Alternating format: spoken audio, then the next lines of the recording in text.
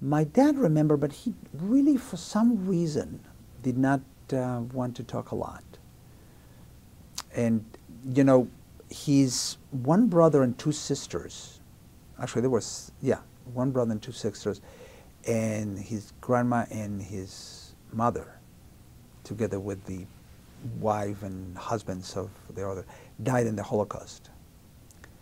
And I think he always felt very guilty that he did not rescue them, that somehow they did not do enough to bring them to Mexico. So there was things that he never wanted to talk about.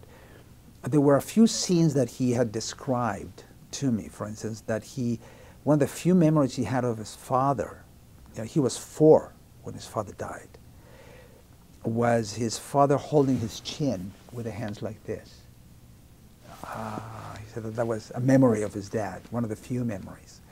He remembers that in the house, they were relatively well off, so they had, you know, Oriental carpets on the floor, but the floor was dirt. So, but they had Oriental carpets. Apparently they had a sugar cane